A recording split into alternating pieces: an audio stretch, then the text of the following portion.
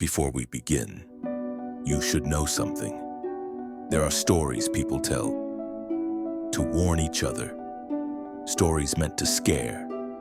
And then there are the stories people whisper, the ones they refuse to write down, the ones they swear are true.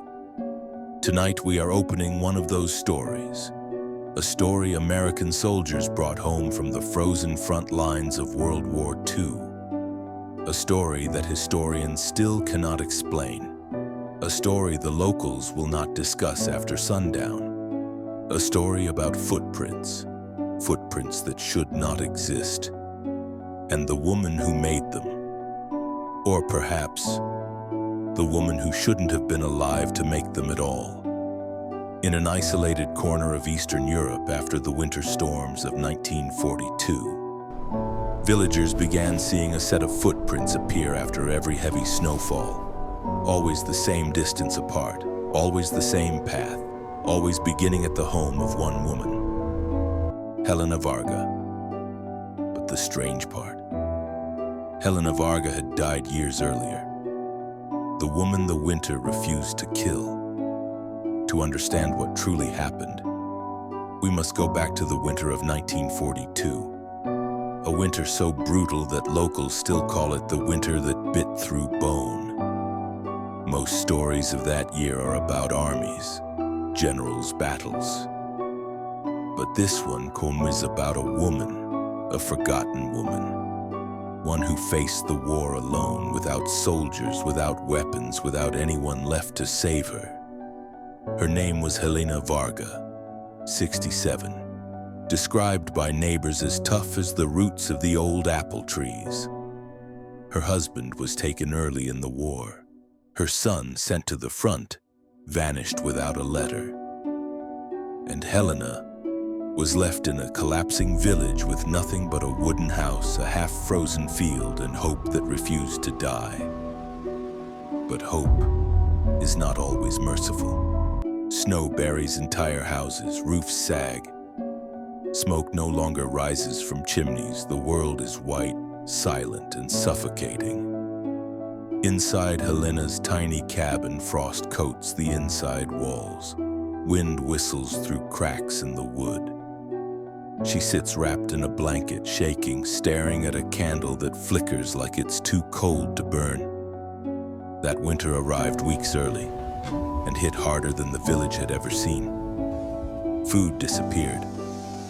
People froze in their beds. Families abandoned their homes overnight. The war swallowed the men. The cold swallowed the rest. And Helena, old, alone, nearly starving, began hearing things. Not footsteps outside, not doors creaking, not the usual night sounds of a house. No. Helena heard tapping from inside her walls. She thought it was frost cracking the wood. She told herself it was the house settling, but the pattern was too deliberate. Tap, tap, tap, like someone knocking very softly so no one else would hear. Helena grabs her lantern and steps outside, snow swirling around her feet. She lifts the small cellar door. A voice floats up through the darkness, a boy's voice.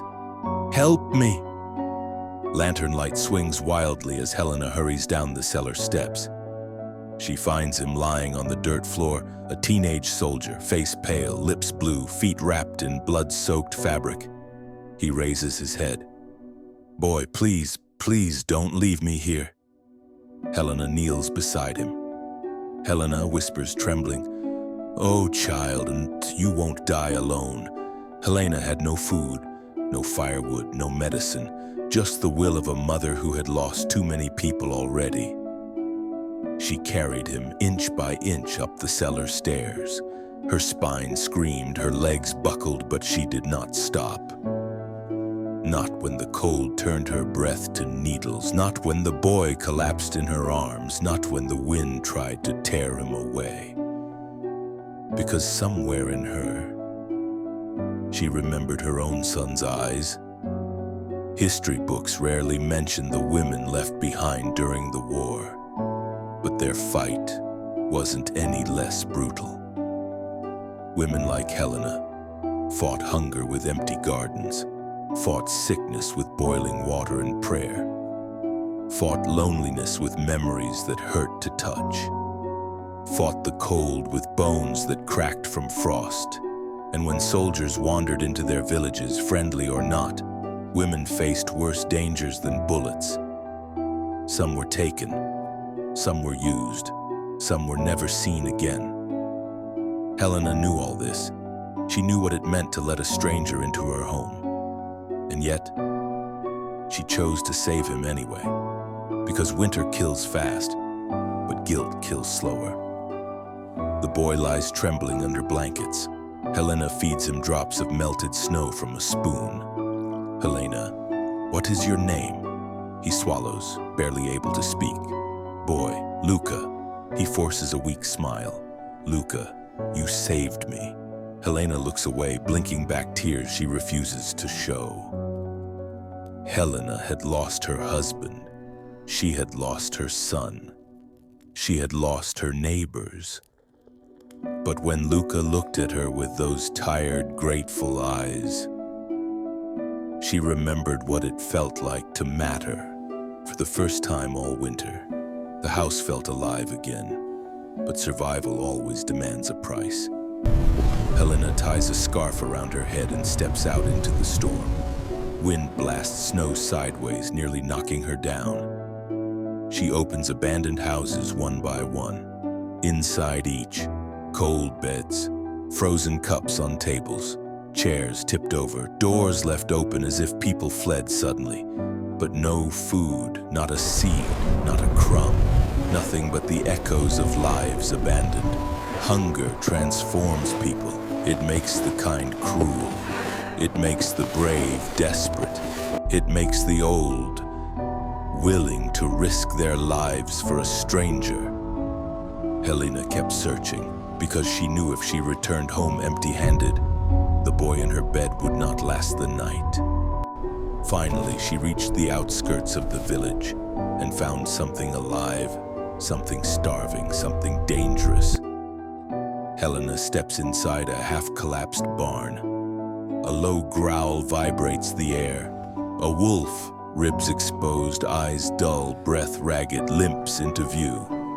During that winter, wolves hunted closer to villages than ever before. Some packs ate their own. Some followed retreating armies, feeding on frozen corpses. Some grew desperate enough to attack anything warm. But this wolf didn't lunge, didn't bare its teeth. It simply stared, a dying animal looking at a dying woman, both trapped in a winter that ate everything. Back in her cabin, a pot of stew boils weakly. Luca inhales deeply. "Luca, is this real?" Helena nods. He eats slowly, tears rolling down his cheeks. "Luca, what? What did it cost you?" Helena looks at the wall, unable to answer. "Helena, enough, but not more than losing you. In war, morality bends. In hunger, it shatters." But Helena had not fed Luca to keep him alive. Not really. She had done it because she could not bear to lose another child. Whether the cost was justified is a question only the winter can answer. Helena peeks out the window. 3 soldiers, gaunt, desperate, stumble through the snow carrying rifles. Their uniforms are mismatched, their eyes hollow, their boots cracked from frost. These were stragglers from broken units. Helena steps back from the window. In her tiny cabin, and she had a sick boy and a pot of food, and a door that wouldn't hold against a boot. But the soldiers pass by, following tracks in the snow. Another sound catches their attention, a howl, a hungry one. They run. Helena watches them disappear into the storm. Another danger avoided, but not the last. Night falls. Luca trembles violently, his toes turning black from frostbite. Helena wraps him tighter, then, bang, a heavy knock at the door. Luca jolts awake, eyes wide. Another knock, bang, bang!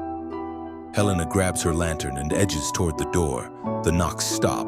Then, A voice, Helena Varga. Helena freezes. Open the door.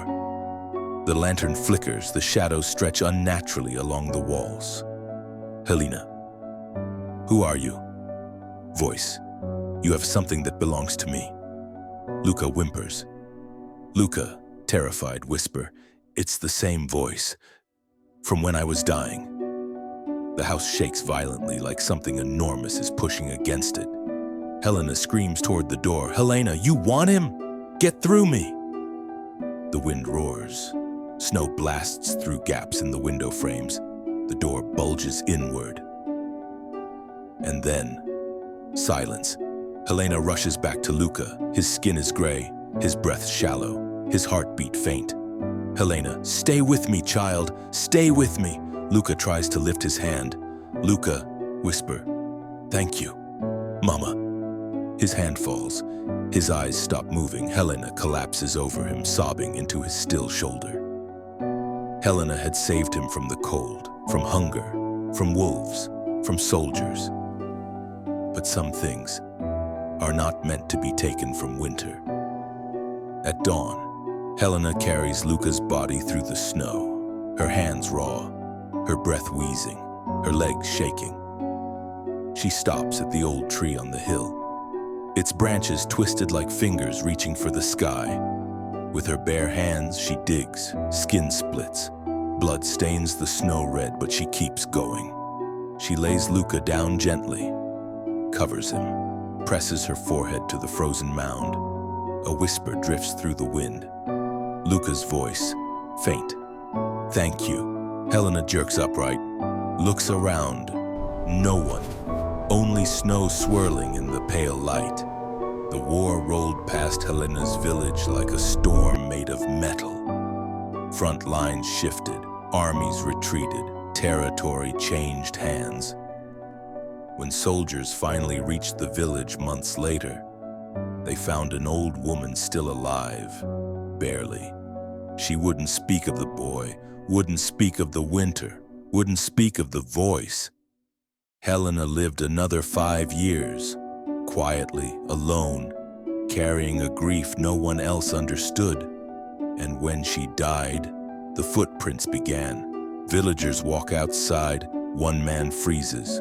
2 sets of footprints run from Helena's house to the tree on the hill and back. The pattern repeats after every snowfall, perfectly spaced, perfectly aligned, always appearing overnight, always the same route. Scientists claimed it was wind patterns. Skeptics claimed it was local children. Historians claimed it was myth. But one thing made the story impossible to dismiss. The footprints were always warm, fresh, as if made minutes ago. Steam rising from them even in the coldest dawn. Maybe the footprints belonged to Helena. Maybe they belong to the boy.